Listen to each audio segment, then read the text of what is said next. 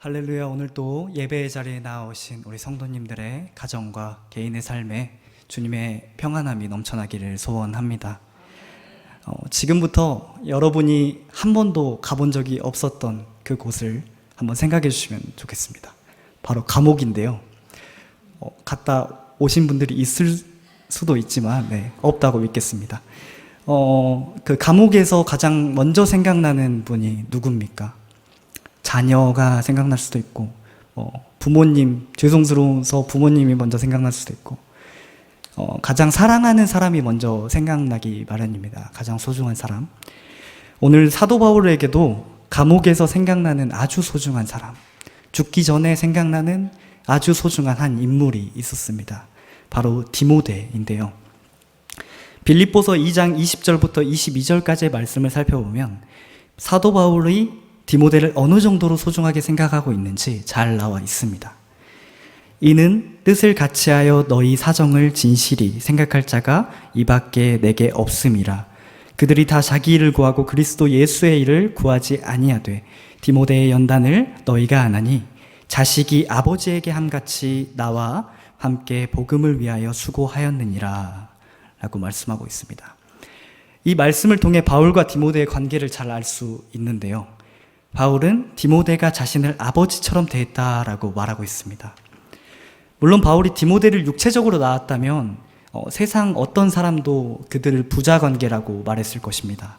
하지만 이들은 믿음으로 낳은 아들이었기 때문에 이들의 관계에서는 둘 중에 한 명이라도 부정한다면 부자 관계가 될 수 없는 거죠.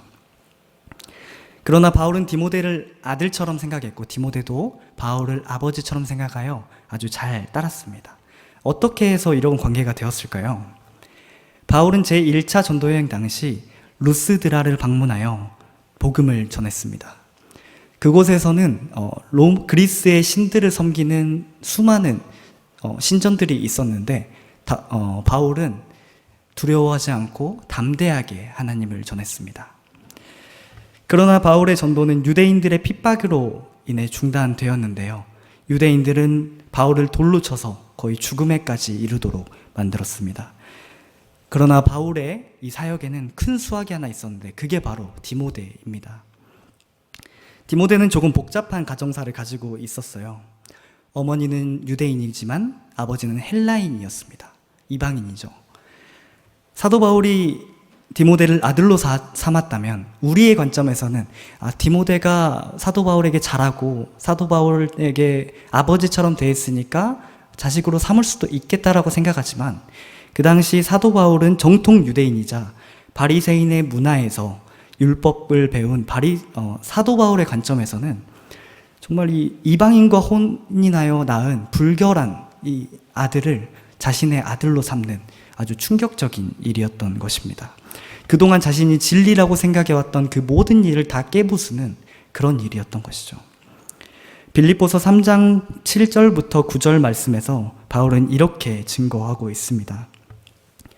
그러나 무엇이든지 내게 유익한 것을 내가 그리스도를 위하여 다 해로 여길 뿐더러 또한 모든 것을 다 해로 여김은 내 주 그리스도 예수를 아는 지식이 가장 고상하기 때문이라.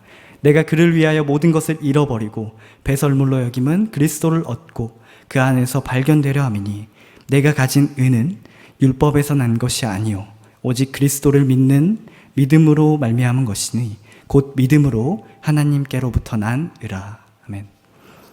그러나 사도 바울은 그것이 복음을 전하는 데는 전혀 중요하지 않다고 생각했습니다. 본인이 다메섹 도상에서 만난 그 그리스도의 십자가는 이방인과 유대인의 관계를 뛰어넘는 하나님의 사랑이었고 그것을 초월한 하나님의 진리였다는 것입니다. 자신이 핍박하던 예수가 나를 너무너무 사랑하셔서 내 죄를 위해서 십자가에 달리시고 나를 구원하셨다. 그 사실 하나만으로도 지금까지의 자신의 삶의 모든 지식과 모든 자신의 삶을 부정할 수가 있었던 것입니다. 바울에게 있어서 루스드라에서의 사역은 참 아픈 경험이었습니다. 성령께서 함께 하심으로 수많은 이적을 일으키지만 수많은 이적을 보여주시지만 유대인들은 바울을 무시했고 돌로 쳐 죽이기까지 했습니다. 디모데도 물론 그 자리에서 바울의 사역을 받습니다. 그런데도 바울을 따라갔죠. 대체 왜 그랬을까요? 인간적인 관점에서 생각해보면 누가 바울을 따라가겠습니까? 원래 살던 곳에서 부모님과 오순도순 행복하게 살았으면 됐습니다. 그러나 디모데는 궁금했습니다. 매일매일이 고난이고 매일매일이 아픔이고 처절한 하루하루 언제 죽을지도 모르는 그 삶 속에서 전하는, 그럼에도 불구하고 전하는 그 그리스도의 십자가가 무엇인지, 그 예수 그리스도라는 자가 어떤 사람인지 참 궁금했던 것입니다. 그 바울의 믿음의 원천이 궁금했던 것입니다. 사랑하는 성도 여러분, 혹시 가족들 중에 아직 전도하지 못한 분들이 있습니까? 그렇다면 사도 바울처럼 이렇게 보여주세요. 자신의 신앙을 가지고 그 전과의 삶과 지금의 삶이 어떻게 바뀌었는지. 그리스도를 믿고 이전과 같은 삶이라면 누가 믿고 싶어하고 누가 그 삶을 부러워하겠습니까? 가정에서, 직장에서 그리스도의 향기를 나타내시는 우리 성도님들이 되시기를 바랍니다. 오늘을 살아가는 저와 성도님들도 복음을 전하다가 핍박받고 예수쟁이라고 놀림을 받을 때도 많습니다. 그리고 내가 정말 원수처럼 생각하는 그 사람에게는 복음을 전하기도, 심지어 따뜻한 말 한마디 먼저 건네기도 힘든 실정입니다. 왜냐하면 내가 그 사람에게 그렇게 다가갔을 때, 내가 그리스도인이라는 걸 그 사람이 알았을 때 더 하나님을 믿지 못하게 될까봐, 하나님 믿는 사람이 왜 그러냐, 이런 말을 들을까봐.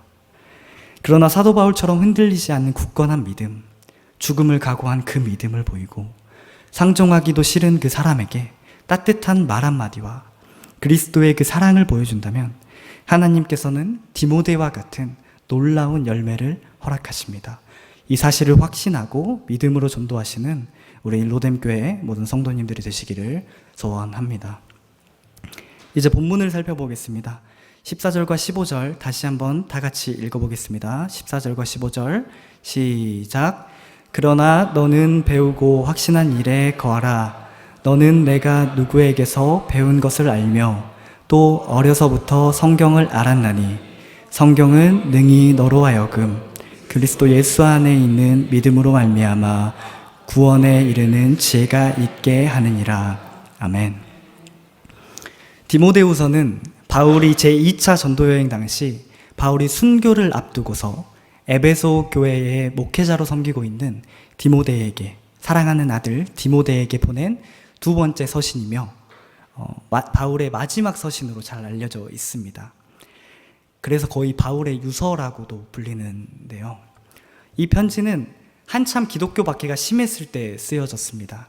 AD 64년경 로마 대화재가 있었는데 수많은 재산 피해와 인명 피해를 낳은 이 화재의 책임을 돌리기 위한 책임자가 필요했던 것입니다. 마침 로마의 신들과 황제를 숭배하지 않았던 눈에 가시 같던 그 기독교인들을 네로가 마침 잘 됐다 하고 이들을 집은 것입니다. 그 책임자로. 그 후 기독교인들의 무차별적인 학살이 시작됩니다. 박해가 얼마나 심했냐면 기독교인이라는 이유 하나만으로 사자우리에 던져지고 개들의 사냥감으로 사용되기도 하고 십자가에 못 박히고 화형에 처하기까지 했습니다. 또 교회 내부적인 상황도 말이 아니었습니다. 로마의 박해로 수많은 기독교인들이 떠났고 심지어는 악한 세력과 손잡아 고의적으로 기독교의 진리를 해치는 이단들도 넘쳐났습니다. 사도 바울도 이 박해로 인해 제2차 전도여행 도중 투옥되어 순교할 상황에 처해 있었습니다. 이러한 상황에서도 바울은 교회가 진리의 말씀으로 굳게 서기를 원했습니다. 그리하여 에베소 교회의 목회자 디모데를 격려하고 핍박과 고난이 찾아와도 굴하지 말고 이단을 경계할 수 있도록 하나님의 말씀으로 바로 서서 복음을 전하는 것이 그게 진리임을 가르쳐주고자 했던 것입니다. 사도 바울은 말씀으로 바로 서는 것이 얼마나 중요한지 잘 알고 있었습니다. 교회 외부적으로는 물리적인 압박이 있었고 교회 내부적으로는 영적 혼란이 있는 가운데서 그 진리를 잃지 않는 것이 얼마나 중요한지 알고 있었습니다. 바울은 그 진리를 잃지 않기 위해 말씀으로, 어려서부터 배워온 그 말씀으로, 그리스도 예수 안에 있는 믿음으로 말미암아 구원에 이르는 지혜가 있게 하는 그 말씀으로 바로 서기를 원했던 것입니다. 사랑하는 로뎀교회 성도 여러분, 여러분은 어디에 서 있습니까? 세상 속에 서 계십니까? 말씀 안에 서 계십니까? 바울도 사람인지라 죽음이 다가왔기 때문에 이렇게 더 개인적인 내용을 더 썼는데요. 디모데후서에는 바울에 대한 더 개인적인 내용들이 많이 담겨져 있습니다. 디모데에 대한 믿음에 대한 칭찬과 배신자에 대한 언급과 자신의 험난했던 그 사역들, 그리고 마지막으로 순교자로서의 마지막 고백, 그리고 디모데가 너무 보고 싶다고, 디모데야 어서 와라, 어서 내게로 와라, 이렇게 너무 보고 싶다고, 사랑하는 그 믿음의 아들을 죽기 전에 한 번 더 보고 싶다는 그 인간적인 마음도 보여집니다. 바울은 자신이 순교할 것을 잘 알고 있었습니다. 디모데후서 4장 6절에서 이렇게 말하죠. 나의 떠날 시각이 가까웠도다. 그러나 바울은 죽음이 두렵지 않았습니다. 우리 다 함께 디모데후서 4장 7절과 8절 말씀 여기 앞에 나와 있습니다. 함께 읽겠습니다. 시작. 나는 선한 싸움을 싸우고 나의 달려갈 길을 마치고 믿음을 지켰으니 이제 후로는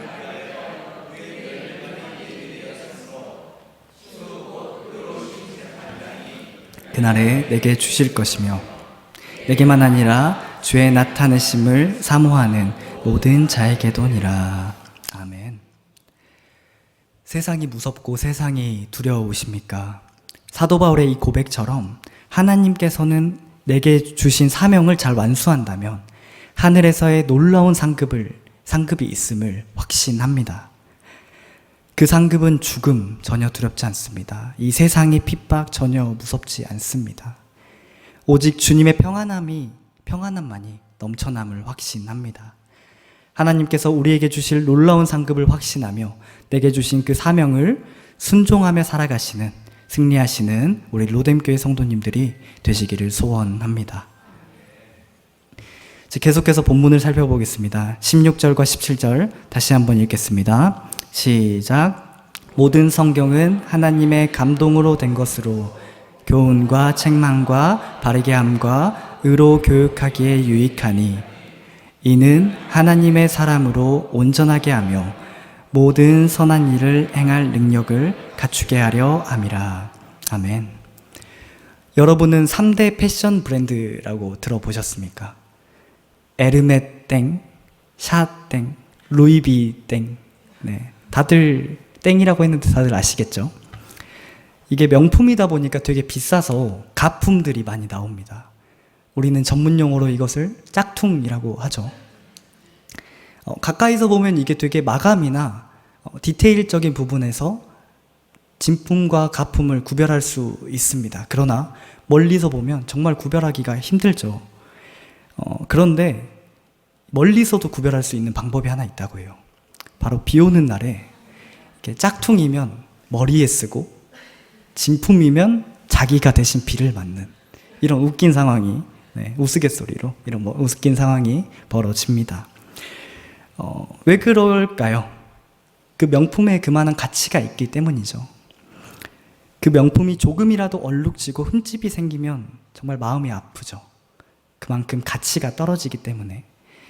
그렇게 되면 또 AS를 맡기고 또 얼룩지면 또 수리를 맡기고 또 수리를 맡기고 계속해서. 왜? 그만한 가치가 있기 때문입니다. 13년 전에 시크릿 가든이라는 드라마가 방영했었습니다. 기억나시나요? 하지원 씨와 현빈 씨가 이제 주연을 맡아서 이제 몸이 바뀌는 그런 드라마가 있는데, 그 드라마에 유명한 장면이 하나 나옵니다. 하지원 씨가 현빈 씨에게 이렇게 말합니다. 그 옷 정말 구리다. 패션 센스가 너무 떨어진다.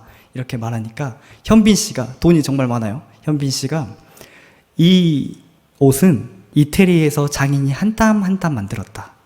이렇게 말합니다. 명품은 장인이 한 땀 한 땀 만들었기 때문에 그 가치가 있는 것입니다. 아무나 그냥 로고를 받고 아무나 만들었다고 해서 명품이 될 수 있는 게 아닙니다.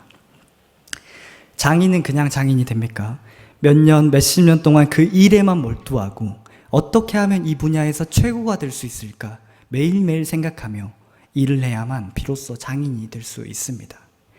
수많은 시행착오를 견디고 힘들고 지쳐서 더 이상 할 수 없을 것 같을 때에도 남들은 옆에서 다 성공하고 나만 안 될 때 좌절하고 좌절하지 않고 한 땀 한 땀 땀을 흘리며 노력할 때 다른 사람보다 더 많은 시간과 더 많은 노력을 들일 때 비로소 장인이 되고 세상은 그만한 가치를 인정해 주는 것입니다. 그런데 우리는 복음을 전하는 데 장인이 되어야 합니다. 하나님께서 그러라고 우리를 이 땅에 보내셨거든요.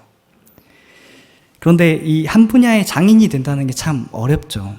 한 번도 가본 적 없는 길을 내가 개척해야 하고 남들이 조롱해도 남들이 정말 뭐라 해도 그 길을 묵묵히 가야 하기 때문에 어디로 가야 하는지 몰라서 어떻게 해야 하는지 몰라서 참 많이 헤매이게 됩니다. 그러나 우리가 어디로 가야 하는지 어떻게 해야 하는지 잘 알려주는 책이 하나 있습니다. 교과서가 하나 있는데 그게 뭘까요? 바로 성경입니다. 성경. 우리가 복음을 전하는데 장인이 될 수 있게 해주는 이 성경책, 이 성경책을 믿고 따르면 우리는 장인이 될 수 있습니다. 이 성경에 기록된 말씀은 우리를 온전케 합니다. 하나님의 사람으로 온전하게 하며 모든 선한 일을 행할 능력을 갖추게 합니다. 성경은 선택받은 이스라엘 백성들에게만 주신 게 아니에요. 말씀을 전하시는 우리 목사님들에게만 주신 게 아닙니다. 우리에게 주셨습니다. 우리에게. 우리는 이 말씀에 순종하여 하나님 나라를 확장시키기 위해 목숨 바쳐 일하면 될 뿐입니다. 그러기 위해서는 당연히 말씀을 잘 알아야겠죠. 그러기 위해서는 당연히 말씀을 많이 묵상해야겠죠. 제가 로뎀교회에 와서 참 대단하다고 느꼈던 게 하나 있는데 바로 성경 통독방입니다. 지금 하고 계시는 분들 많으실 텐데요. 바쁜 일상 중에서도 어떻게 이렇게 하나님의 말씀을 사모하며 매일매일 성경을 읽으시는지 정말 대단하다고 느꼈습니다. 까먹으면 내일이나 그 다음 주에라도 꼭꼭 하나님의 말씀을 묵상하는 그 모습이 정말 대단하다고 느꼈습니다. 올해 못하신 분들은 내년에 꼭 함께 하시길 바랍니다. 성경은 그저 덮어놓고 믿는 게 아닙니다. 열어놓고 믿어야죠. 종교개혁 이전에는 성경이 그들만의 것이었습니다. 이게 무슨 말이냐면 종교개혁 이전까지의 성경은 라틴어로 되어 있었어요. 그래서 사제들과 소수의 기득권층만 그 성경을 읽을 수가 있었던 것입니다. 대중들은 사제들이 하는 그 설교를 그저 덮어놓고 믿기만 했어야 했습니다. 그들에게 성경을 볼 수 있는 방법이 전혀 없었거든요. 로마 교황청은 성경이 다른 언어로 번역되면 다른 언어로 번역하는 사람에게 화형을 했습니다. 철저하게 그들이 성경을 모르도록 막았던 것이죠. 왜 그랬을까요? 그래야 자신들의 권위가 더 높아지고 자신들이 하나님의 말씀처럼 사람의 말을 전할 수가 있어서 대중들을 더 쉽게 조종할 수가 있었기 때문입니다. 그러나 1517년 마르틴 루터의 종교개혁 이후 수많은 종교개혁자들이 솔라 스크립투라, 오직 성경이라는 그것을 외치고 일어나기 시작합니다. 이후 개신교는 성경의 권위보다 세상 그 어떤 것보다 성경의 권위가 높다. 성경의 권위보다 높은 것은 이 세상에 존재할 수 없다라고 선포합니다. 성경은 곧 하나님의 말씀이기 때문입니다. 로마 교황은 그저 사람일 뿐이고요. 성경은 이런 겁니다. 그저 책으로만 봐서 지루하고 재미없는 걸로만 생각하지 마시고 이 성경 안에 있는 하나님의 그 달고 오묘한 그 말씀을 묵상하며 하나님의 살아계심을 느끼며 내게 무슨 말씀을 하고 계시는지 머리로 하는 것이 아니라 마음으로 느끼시는 우리 로뎀교회 성도님들이 되시기를 소원합니다. 제가 질문 하나 하겠습니다. 전 세계 인구의 0.2%밖에 되지 않지만 노벨상 수상자의 30%를 차지하고 있고 미국 명문대 교수의 40%를 차지하는 이들은 누구일까요? 유대인, 네 맞습니다.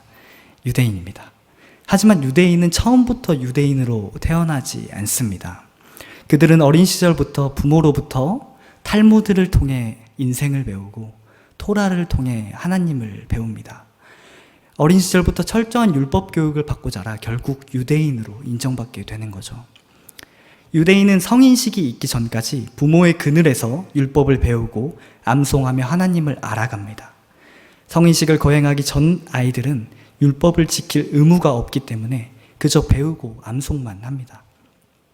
그리고 남자는 13살, 여자는 12살이 되면 율법을 이해하고 준수할 수 있는 나이가 되었다 생각하여 성인식을 거행하죠. 이렇게 성인식을 마친 유대인은 하나님의 모든 계명을 지킬 의무를 갖게 됩니다. 이제까지는 계명을 지키지 않아도 그 1차원적인 책임이 부모에게 있었다면 이제부터 그 모든 책임은 자신이 스스로 져야 하는 것입니다. 부모로서는 이날이 자신의 자녀에 대한 종교적 책임과 자녀 교육의 의무를 면하게 되는 기쁜 날이기도 하죠. 이때 부모는 자녀에게 세 가지를 선물로 줍니다. 축의금, 시계, 성경. 먼저 축의금은 경제적 독립의 종잣돈이 되는데 얼마나 줄 것 같으세요? 10만 원? 100만 원? 정말 기쁜 날이니까 한 크게 써서 500. 이때 모인 돈은 수십만 달러까지 모인다고 합니다. 하나로 약 1억 원 정도죠. 우리나라로 치면 이제 14살이 된 아이에게 1억을 주는 거예요. 유산을 물려주듯이 큰 돈을 물려준다고 합니다.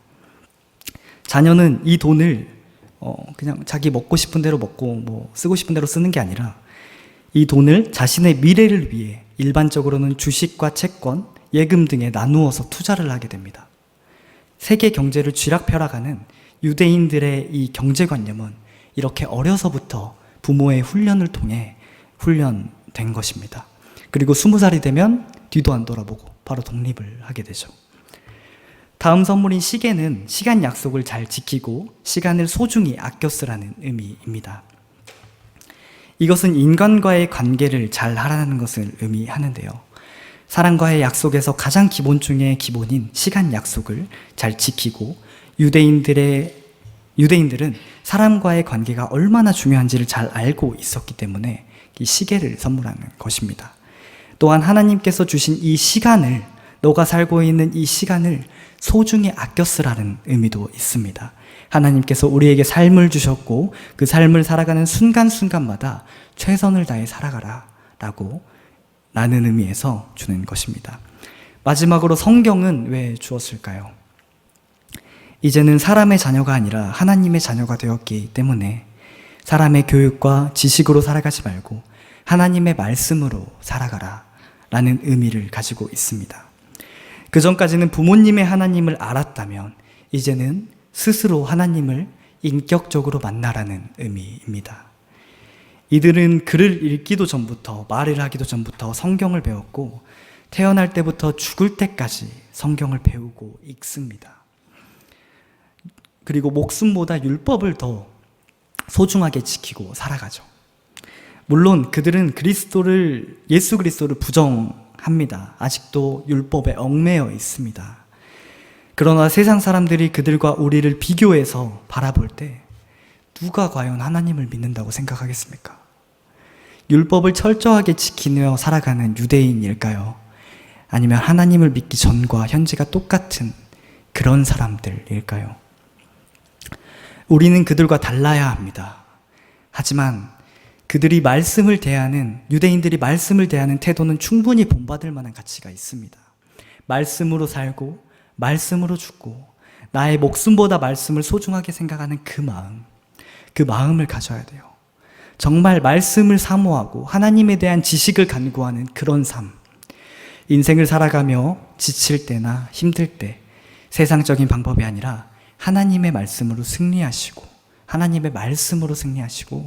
기도하시며 하나님을 의지하며 살아가시는 우리 로뎀교회 모든 성도님들이 되시기를 소원합니다.